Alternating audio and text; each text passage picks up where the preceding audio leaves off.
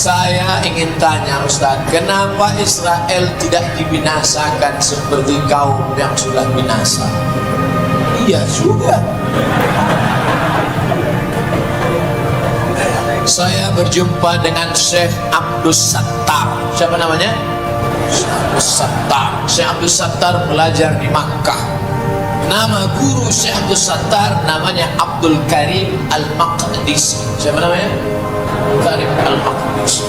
Syekh Abdul Karim Al-Maqdisi menangis di depan Syekh Abdus Sattar, bercerita tentang tentara Israel di kampungnya Palestina mengambil pisau bayonet, mengumpulkan perempuan-perempuan hamil, lalu mereka tebak-tebakan, ini laki-laki atau perempuan, laki-laki atau perempuan, laki-laki atau perempuan, laki-laki atau perempuan. Ditusukannya, dirobeknya perut umat Islam itu di depan orang Israel. Kenapa tidak dibinasakan Allah dia? Kenapa tidak dimatikan Allah? Menangis Syekh Abdul Karim Al-Maqdisi menceritakan kepada Syekh Abdul Sattar. Syekh Abdul Sattar menceritakan itu berlinang air mata. Aku sekarang menceritakan itu kepada kalian dengan berlinang air mata. Kenapa tidak dibinasakan Allah SWT? Kaum Ad mati hancur, kaum Samud mati, kaum Madian mati. Kenapa yang terlaknat ini masih hidup? Pertanyaan ini pernah kutanyakan kepada guruku di Al-Azhar, Syekh Muhammad Jibril. Syekh Muhammad Jibril, kenapa Allah tak binasakan Palestina? Kenapa Allah tak binasakan Israel di Palestina? Apa kata Syekh Muhammad Jibril? Kalau Allah membinasakan Israel, lalu kau masuk surga pakai apa? Allah biarkan mereka hidup supaya kau berjihad di jalan Allah. Tapi bukan berarti selesai acara ini kau beli tiket ke Palestina. Belajar engkau serius sampai doktor, sampai profesor, lalu dengan uangmu, dengan hartamu, dengan ilmu, kau akan menolong saudaramu di Palestina. Berjuang engkau jadi anggota legislatif sampai DPR RI. Bayangkan kalau kalian yang menjadi anggota dewan, kalian bisa mendukung pemerintah untuk menolong permasalahan Palestina. Bisa kalian menerima, bisa memberikan bantuan. Betul? Bukan berarti saya suruh kalian pergi ke sana. Saya tidak setuju anak UIR tiba-tiba besok pergi ke sana. 2 hari setelah itu keluar koran New York Times, 3 anak UIR pingsan karena tak makan lontong sayur. Apakah kita harus apakah kita harus mempunyai salah satu mazhab? Jadi kau selama ini tak pakai mazhab? Pakai apa? Mari kembali ke Quran dan Sunnah. Emang sanggup? Saya kembali ke Quran dan Sunnah melalui Imam Syafi'i. Muhammadiyah kembali ke Quran dan Sunnah melalui Majelis Tarjih. Majelis Tarjih Muhammadiyah memilih pendapat di antara mazhab yang paling tua Hanafi meninggal 150 Hijrah, nomor 2 Maliki meninggal 179 Hijrah, nomor 3 Syafi'i meninggal 204 Hijrah, nomor 4 Hambali meninggal 241 Hijrah. Betul, kembali ke Quran dan Sunnah melalui ulama. Saya tidak mau ikut Syafi'i, saya tidak mau ikut Hambali, saya tidak mau ikut Maliki, saya tidak mau ikut Hanafi. Pokoknya saya ikut Quran dan Sunnah. Berarti kau imam mazhab kelima.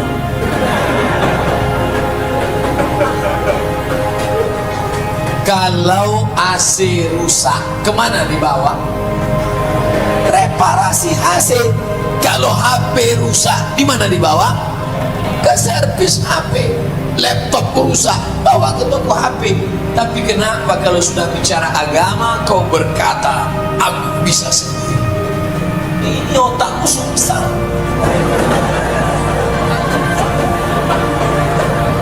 Jangan percaya ulama. Saya tidak percaya ulama. Saya tidak percaya ulama. Yang penting saya langsung ke Quran. Waktu kau naik pesawat, kau percaya tak sama pilot?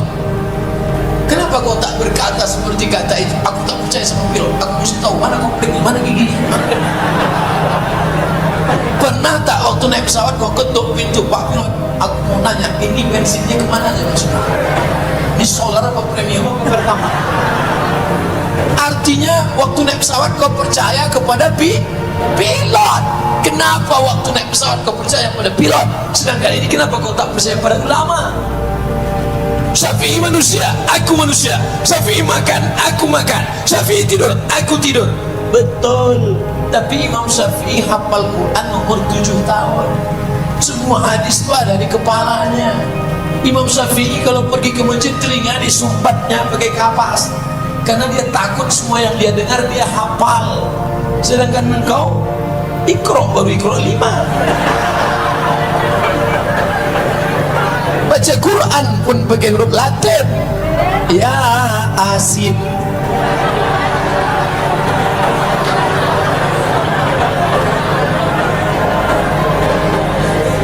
Ustaz, saya mau tanya, kami para pemuda banyak yang baru hijrah. Alhamdulillah. Bagaimana cara untuk membersihkan dosa-dosa yang telah lalu? Mandi taubat. Mandi taubat. Di mana mandi taubat Ustaz? Di kamar lah. Kalau di kolam renang bagus. Keponakan saya mau minta mandi kolam renang. Kolam renang. Saya tak larang. Saya tak pernah melarang orang. Jangan kolam renang. Jangan. Tidak. Saya bawa dia cerita. Ada orang berkudis.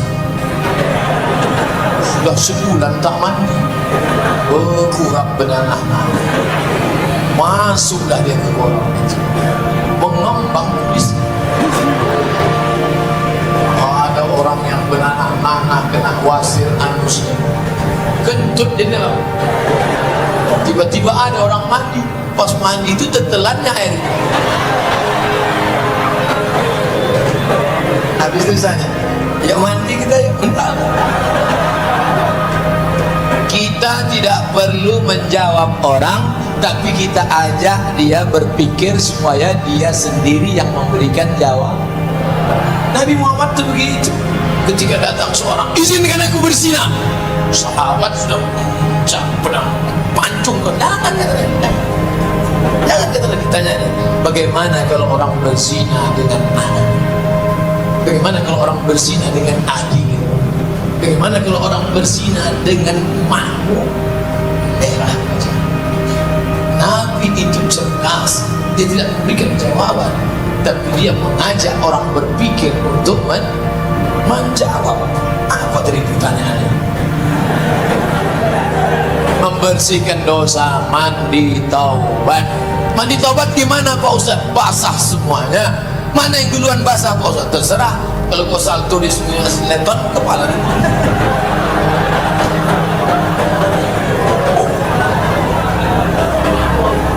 Aku berniat mandi taubat karena Allah Ta'ala. Basah. Tapi kalau di dalam kamar mandi itu ada lubang WC, jangan kalian sebut nama Allah. Tak boleh. Mulut yang menyanyiannya adalah apa? Nah, mandi sudah bersih, sunat taubat. Bagi yang pakai usolli sunat taubat rakaataini lillahi ta'ala. Bagi yang tak pakai usolli, dalam hati aja Allah. Kau salat apa tadi? Satu tanya terserah aku dah.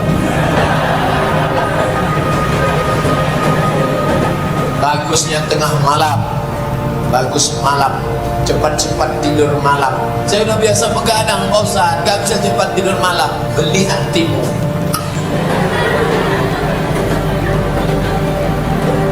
Habis itu barulah Mamin muslimin yudhibu dzamban. Kalau ada orang berdosa supaya tatahhar bersuci, summa yusolli raka'ataini, salat sunat taubat 2 rakaat, summa yastaghfirullah, beristighfar minta ampun kepada siapa yang tak berdosa. Adik-adikku yang banyak dosa, yang tak berdosa di dunia ini siapa? Abdul Somad. Engkau bicara di depan orang banyak ini bukan karena engkau tidak berdosa, tapi karena Allah masih sayang menutupi segala dosa. Adam alaihissalam berdosa apa tak berdosa? Apa dosanya? Makan buah kuldi. Iblis berdosa apa tak berdosa? Apa dosanya? Sombong. Apa beda dosa iblis sama dosa Adam? Adam dosanya syahwat, keinginan makan, tapi ini dosanya sombong. Yang berbahaya itu dosa sombong apa dosa syahwat?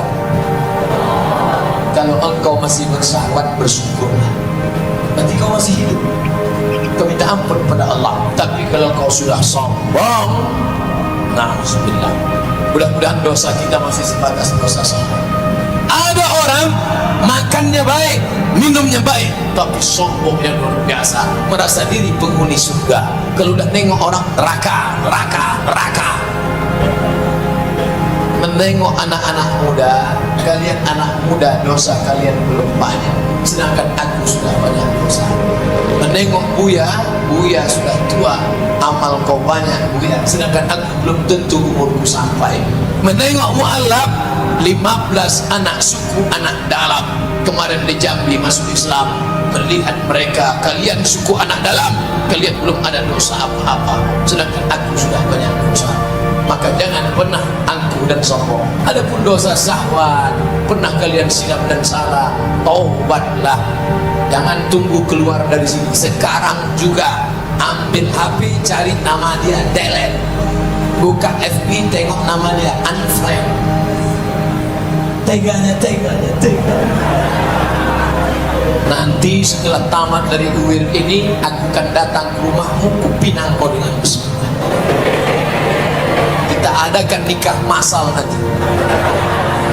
Kita sewa gedung di UIR, nikah massal. Luar UIR yang mau masuk silakan. Tausiah pernikahan oleh Ustaz Abdul Somad. Bagaimana jika dalam sholat berjamaah bacaan imamnya salah? Misalnya panjang pendeknya, tajwidnya salah, hurufnya sah atau tidak sah sholatnya Pak Ustaz? Harukah mengulang? La salata, tidak sah sholat liman lam yaqra' bi fatihatil kitab, kalau fatihahnya tidak benar, karena fatihah rukun sholat. Orang yang tak baca fatihah sholatnya batal, maka bacaan fatihah mesti diluruskan. Imam kita tadi qari, kenapa kalian tak perbaiki bacaan? Habis sholat, Pak Imam, benarkan bacaan saya. Ya, saya baca fatihah. Ya, baca. A'udzu.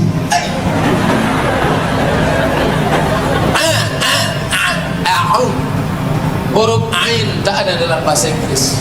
I love you.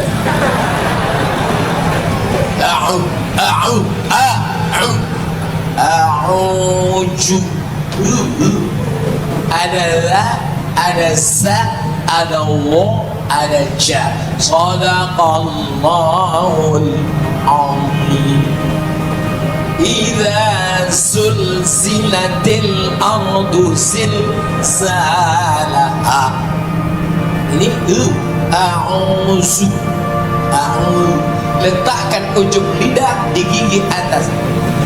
Sebentar Ustaz, mau kemana? Gigi tinggal. A'udzu billahi minas syaiton.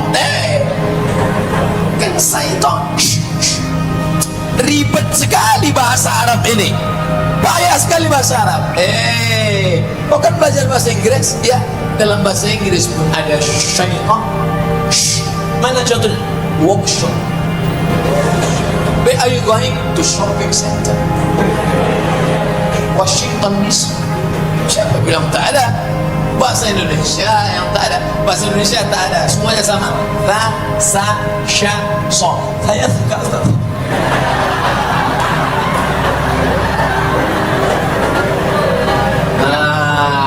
Betulkan bacaan. A'udzu billahi minasyaitonir rajim.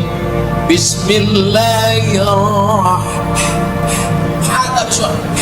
Pegang dada. Kalau bergetar huruf besar. Kalau tidak ada getarnya di dada huruf kecil. Buat tahsin, kajian tahsin, pojok sana, pojok sini, pojok sini. Ar-Rahman 'allamal Qur'an, khalaqal insan. Pojok sini. Amma yatasaalun. Pojok sini. Iqra. Bataba, Kau di mana? Aku Ar-Rahman. Mantap. Kau di mana? Aku sini. Jangan ketawakan dia. Hari ini zaman edan masih ada anak muda mau mengaji. Alhamdulillah. Yang lain sedang sibuk dengan bonceng, knalpot dipotong,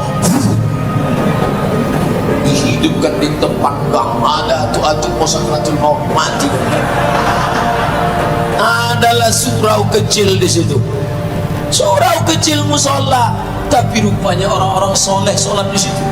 Lewat dia di situ pakai orang sedang sholat maghrib, ghairil maghdubi alaihim waladdallin. Ada satu yang latah mampu itu diaminkan, amin, tuh mati.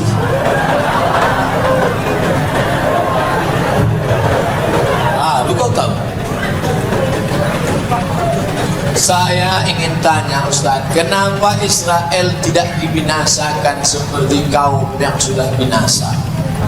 Iya juga.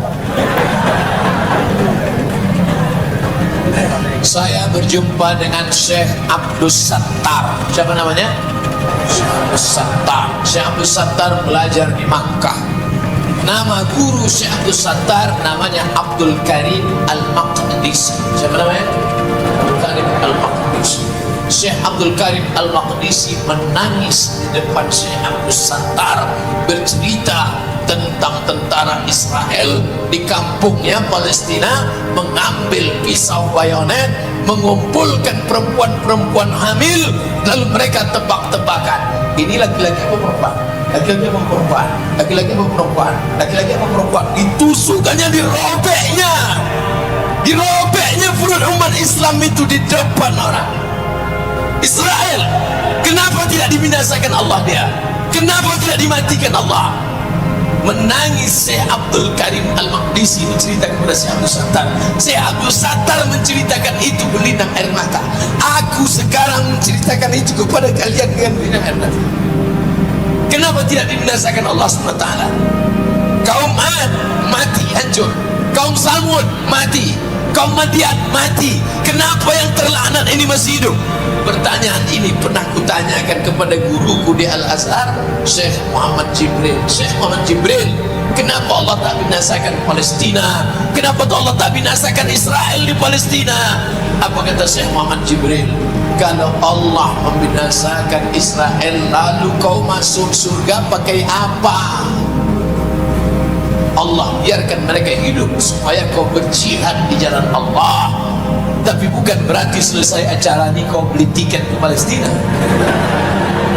Belajar engkau serius sampai doktor, sampai profesor, lalu dengan uangmu, dengan hartamu, dengan ilmumu kau akan menolong saudaramu di Palestina. Berjuang engkau jadi anggota legislatif sampai DPR RI. Bayangkan kalau kalian yang menjadi anggota dewan, kalian bisa mendukung pemerintah untuk menolong permasalahan Palestina. Bisa kalian menerima, bisa memberikan bantuan. Betul? Bukan berarti saya suruh kalian pergi ke sana. Saya tidak setuju anak Will tiba-tiba besok pergi ke sana. 2 hari setelah itu keluar koran New York Times, 3 anak Will pingsan karena tak makan lontong sayur.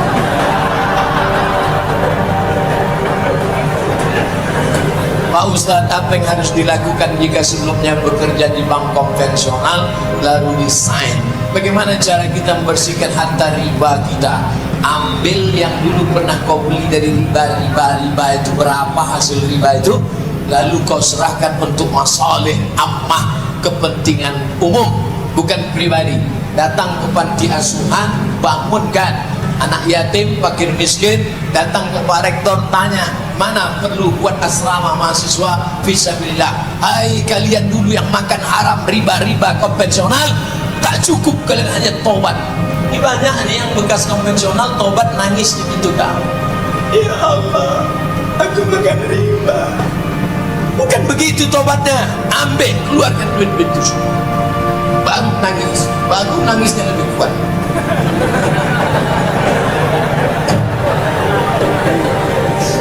Ustadz, di medsos viral komunitas gay Palu 1522, gay Pekanbaru 4116.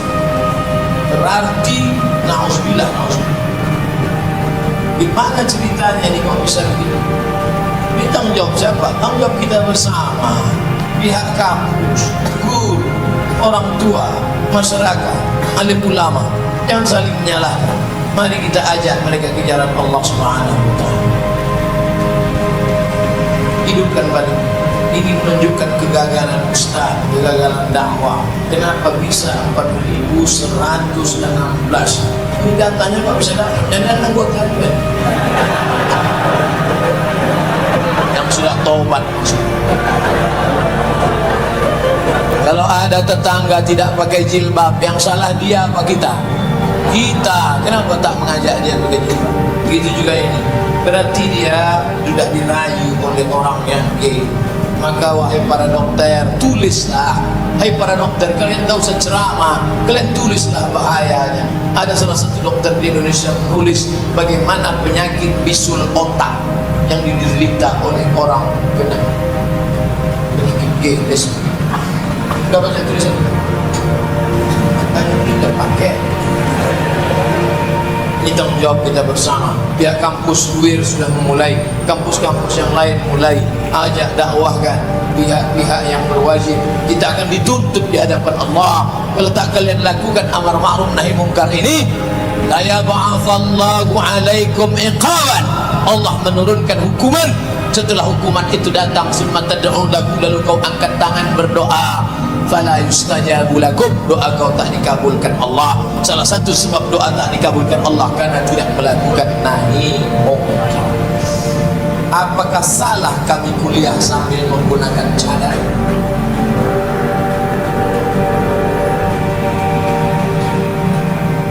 Cadar itu ajaran Islam. Lebih 20 hadis bercerita tentang cadar. Yang ulama ikhtilaf ada dua. Satu mengatakan wajah mesti ditutup, yang satu mengatakan wajah mesti dibuka. Itu saja. Yang satu wajah dibuka, betul. Yang satu mengatakan wajah mesti ditutup. Itu saja ikhtilaf. Maka saudaraku yang berpendapat wajah ditutup, tutuplah wajah. Sedangkan saudaraku yang berpendapat wajah dibuka, bukalah. Ustaz condong ke mana? Saya ikut hadis innal mar'ata, perempuan idza balaghatil mahid, kalau sudah sampai usia menstruasi, la yaslullah an yura minha, maka boleh menampakkan wajah dan tapak tangan. Maka kalian yang membuka wajah tak apa-apa, yang menutup wajah pun maka kita berlapang dada menerima perbedaan. Kenapa kalau kalian nampak ada perempuan bercadar kalian ejek? Perempuan bercadar kalian ejek, perempuan tak bercelana kalian diam.